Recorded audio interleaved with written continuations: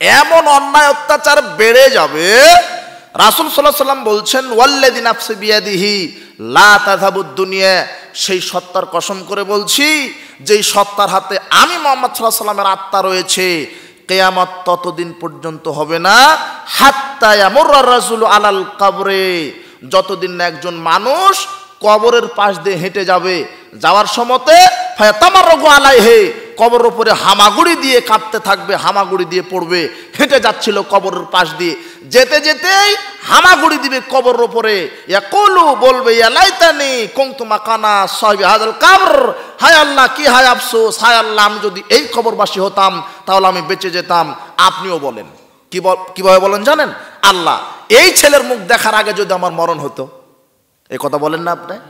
এই মেয়ের মুখ দেখার আগে যদি আমার মরণ হতো, এই পরিস্থিতি না ঘটার আগে যদি আমার মরণ হতো। কি হয়েছে? ছেলে মদ খায়, ছেলে জেনায় লিপ্ত থাকে, বাপের কথা শুনে না। কি হয়েছে?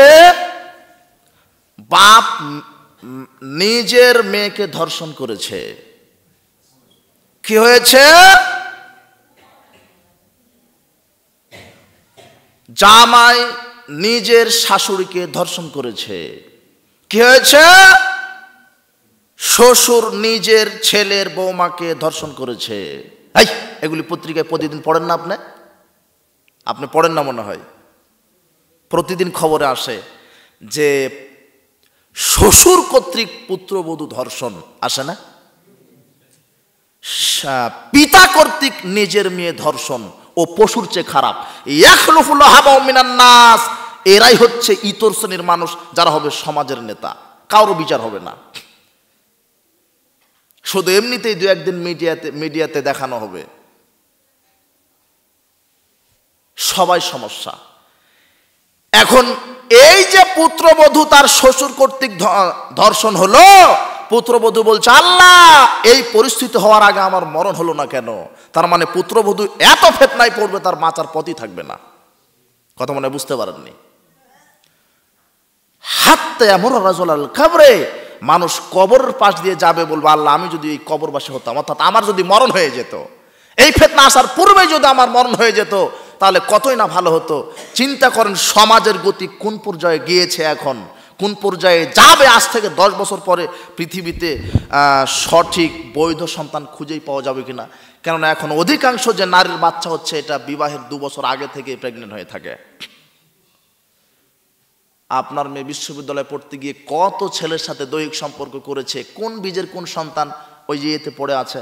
এই আপনি খবর পান না নাকি যে অমুক রোডে ডাস্টবিনের ওপরে একটা ছেলে পড়ে আছে, দুধের বাচ্চা। ওটা কার বাচ্চা? ওটা জেনাকারের, ব্যভিচারিণীর বাচ্চা। কথা বুঝতে পেরেছেন? সমাজের অবস্থা কি? জেনা ব্যভিচার এত বেশি হবে, সামনে আসতেছে এগুলো, কিয়ামতের আলামত। এইভাবে ধারাবাহিকভাবে এগুলি ছোট ছোট আলামত। তাহলে মানুষ কত অত্যাচার ফিতনা ফাসাদের মধ্যে থাকলে বলতে পারে আমার মরণ হলে ভালো হতো, এই জীবন রাখার চাইতে কি মরে যাওয়াই ভালো? এরকম লোক আছে না? আছে। কত সমস্যা তার, কত ফিতনায় থাকবে, পরিবেশ তাকে বলবে যে তোমার মরণ হওয়াই ভালো। তাই বলে আত্মহত্যা করা জায়েজ নাকি? তাকে ধৈর্য ধরেই থাকতে হবে, আল্লাহর কাছে সহযোগিতা চাইতে হবে যে আল্লাহ, তুমি আমাকে দিনের উপর রাখো। আল্লাহ আমাদেরকে সকলকে দিনের উপর রেখে ঈমান সহকারে মৃত্যুবরণ করার তৌফিক দান করুন। আল্লাহুম্মা আমিন। বলছিলাম কিয়ামতের পূর্ব লক্ষণ। আবু হুরায়রা রাদিয়াল্লাহু তাআলা আনহু বলেন, বায়নামান নবী সাল্লাল্লাহু আলাইহি ওয়াসাল্লাম ইউহাদ্দিসু, একদা বৈঠকে নবী করিম সাল্লাল্লাহু আলাইহি ওয়াসাল্লাম বক্তব্য রাখছিলেন। ইদ জা আরাবিয়ুন ফাকালা মাতা সাত, এক আরবি গ্রাম্য মূর্খ ব্যক্তি এসে বলছেন, আল্লাহর নবী, কিয়ামত কবে হবে? রাসূল সাল্লাল্লাহু আলাইহি ওয়াসাল্লাম বলছেন, ইযা যুইয়াতিল আমানাত, যখন আমানতের বিনষ্ট হবে, ফাংতাজির সাত, সেই দিন কিয়ামতের অপেক্ষা করো। কাইফা ইদাতুহা, আল্লাহর নবী, কিভাবে আমানতের খেয়ানত হয়? রাসূল সাল্লাল্লাহু আলাইহি ওয়াসাল্লাম বলছেন, ইযা উসিদাল আমরু লা গায়রি আহলিহি, যখন কাজের দায়িত্ব অযোগ্য লোকের হাতে চলে যাবে, ফাংতাজির সাত, তখন কিয়ামতের অপেক্ষা করো, তখন কিয়ামত হবে। কাজের দায়িত্ব যখন অযোগ্য লোকের হাতে চলে যাবে, যেই দিন মসজিদের ইমাম হবে সুদখুর, বিড়িখুর, জর্দাখুর, সেই দিন কিয়ামত হবে। মসজিদের ইমাম কে হবে? জর্দাখুর, বিড়িখুর, সুদখুর। যেই দিন মসজিদের সভাপতি হবে হারামখোর সুদখোর, সেই দিন কিয়ামত হবে। যেই দিন সমাজের নেতা হবে হারামখোর জর্দাখোর জেনাকারী, সেই দিন কিয়ামত হবে। এটা কে বলছেন? মুহাম্মদ সাল্লাল্লাহু আলাইহি ওয়াসাল্লাম বলছেন। এটা কিয়ামতের আলামত। অযোগ্য লোককে যোগ্য জায়গায় বসায় দেওয়া হবে। ওই ইমাম হওয়ার যোগ্যতা রাখে না, তারপরও তাকে ইমামের দায়িত্ব দেওয়া হবে, কেননা সে ক্ষমতায় আছে। কথা বুঝতে পেরেছেন? যখন দেখবেন যে অযোগ্য লোককে কাজের দায়িত্ব দেওয়া হয়েছে, ওটাই হচ্ছে কিয়ামতের আলামত। ওমর রাদিয়াল্লাহু তাআলা আনহু বলছেন, একদা জিবরাইল আলাইহিস সালাম এসে আমাদের নবীর কাছে বসে বলছেন, আখবিরনি আনিস সাত, আল্লাহর নবী কিয়ামত কবে হবে এই খবরটা আমাকে দেন। এই কথা কে কাকে বলছে? তার মানে আমার কথা মনে হয় বুঝতে পারছেন না আপনারা? বিরক্ত হয়ে গেছেন নাকি? জিবরাইল আলাইহিস সালাম আমাদের নবী মুহাম্মদ সাল্লাল্লাহু আলাইহি সাল্লামের নিকটে এসে বলছেন কিয়ামত কবে হবে খবর দেন। তাহলে কে কাকে এই কথা বলল? জিবরাইল। রাসূল সাল্লাল্লাহু আলাইহি সাল্লাম বলছেন, মাল মাসউলু আনহা বিআলামা মিনাস সাইল, জিজ্ঞাসাকারীর চাইতে যাকে জিজ্ঞাসা করা হয়েছে সে বেশি জানে না। তার মানে জানলে আপনিই জানবেন, আমি মুহাম্মদ সাল্লাল্লাহু আলাইহি সাল্লাম কিয়ামতের খবর আমার জানা নাই। তখন জিবরাইল বলছেন, আখবিরনা আন আমারাতিহা, তাহলে আলামত বলেন, নিদর্শন বলেন, কিয়ামতের কি কি নিদর্শন সেগুলি তো বলতে পারেন, আপনি নবী। তো বলছে জাংতালিদাল আমাতু রাব্বাতাহা, যেই দিন দাসী সমাজের নেতাকে জন্ম দিবে। আংতারাল হুফাতাল ওরাতাল আলারিয়া শায়ে, যারা মাটি কাটতো, যারা গরু ছাগল চড়াতো, খালি পায়ে, পায়ে স্যান্ডেল ছিল না, গামছা পরে থাকতো, পোশাক ভালো ছিল না, এরা রাতারাতি সমাজের নেতা হয়ে ব্যাংক ব্যালেন্স গাড়ি বাড়ি লন্ডনে বাড়ি করবে। কথা বুঝতে পেরেছেন? এটা হবে কিয়ামতের আলামত। যাদের বংশ নিকৃষ্ট, এটা কিয়ামতের আলামত। লা তাকুমুস সাত, কিয়ামত ততদিন পর্যন্ত হবে না। কতদিন? হাত্তা তাকুনা ইয়াকুনা আসাদুন নাসে লুকা ইবনে লুকা, যতদিন না অধমের বাচ্চারা, অধমের সন্তানেরা অধম হবে আর তারা হবে নেতৃত্ব দানের ব্যাপারে অধিকারী। যখন অধমেরা সমাজের নেতৃত্ব দিবে, নিকৃষ্ট একেবারে খারাপ শ্রেণীর মানুষ যখন সমাজের নেতা হবে, সেই দিন কিয়ামত হবে। এটা মুহাম্মদ সাল্লাল্লাহু আলাইহি ওয়াসাল্লাম বলছেন। এগুলো হচ্ছে কিয়ামতের আলামত। কিয়ামতের আলামতের মধ্যে রয়েছে মানুষ দুনিয়াদারি বেশি হবে, দুনিয়াকে বেশি ভালোবাসবে। আব্দুল্লাহ বিন মাসউদ রাদিয়াল্লাহু তাআলা আনহু বলেন, রাসূল সাল্লাল্লাহু আলাইহি ওয়াসাল্লাম বলেছেন, ইকতারাবাতিস সাত, কিয়ামত যত নিকটে, লা ইয়াজদাদুন নাস ইল্লা দুনিয়া আলা হিরসান, মানুষ ধর্ম থেকে তত দূরে। কিয়ামত যত নিকটে আসবে, মানুষ দুনিয়ার প্রতি ঝুঁকে পড়বে তত। ওয়ালা ইয়াজদাদুনা মিনাল্লাহি ইল্লা বুদান, আর আল্লাহ থেকে দূরে সরে যাবে। কিয়ামত যত নিকটে আসবে, মানুষ আল্লাহ থেকে দূরে সরে যাবে আর দুনিয়ার নিকটবর্তী হবে। দুনিয়াদারি, সবাই দুনিয়াদারি, সবাই দুনিয়াদারি। যত নিকটে কিয়ামত, মানুষ ধর্ম থেকে তত দূরে, আল্লাহ থেকে তত দূরে, আর দুনিয়ার নিকটবর্তী হবে, শুধু দুনিয়াকে পূজা করবে। এটা কিয়ামতের আলামত। মাইমুনা রাদিয়াল্লাহু তাআলা আনহা বলেন, রাসূল সাল্লাল্লাহু আলাইহি ওয়াসাল্লাম বলেছেন, যাতা ইয়াউমিন কাইফা আনতুম, ওই দিন কি হবে? কোন দিন?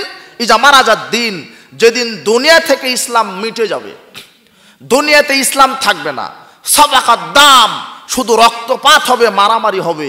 ওয়াজারাতি জিনাত, সৌন্দর্যতা বৃদ্ধি পাবে, ফ্যাশন, ঐতিহ্য, বংশমর্যাদা, অহংকার, যেদিন সৌন্দর্যতা প্রকাশ পাবে।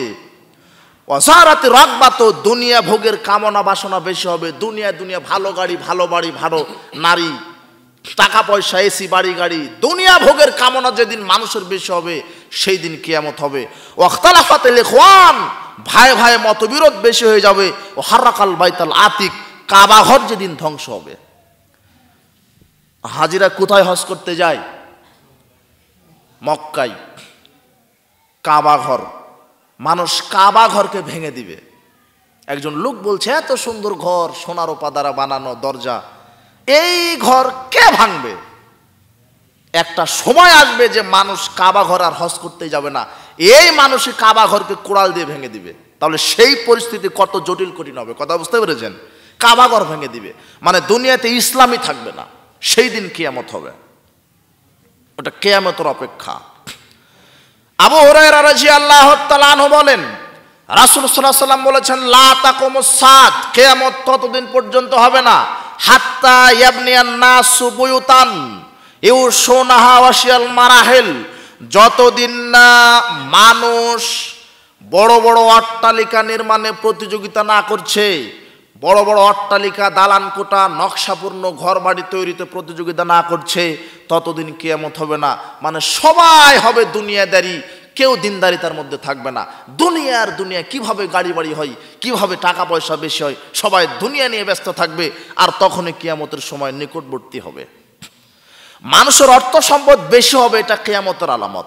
আবু হুরায়রা রাদিয়াল্লাহু তাআলা আনহু বলেন, রাসূল সাল্লাল্লাহু আলাইহি ওয়াসাল্লাম বলেছেন, লা তাকুমুস সাত, কিয়ামত ততদিন পর্যন্ত হবে না, হাত্তা ইয়াকসুরাল মাল, যতদিন না মানুষের টাকা পয়সা সম্পদ বেশি না হয়।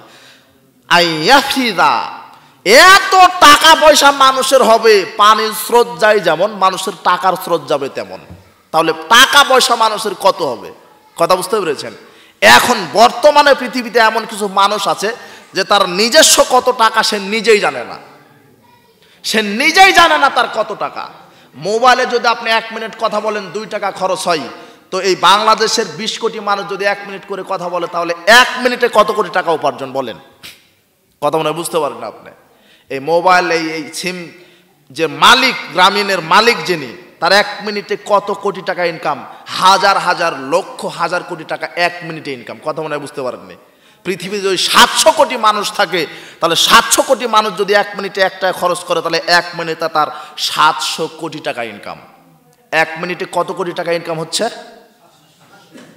তাহলে 24 মিনিটে কত, 24 ঘন্টায় কত, 24 বছরে কত? আপনার হিসাব আছে?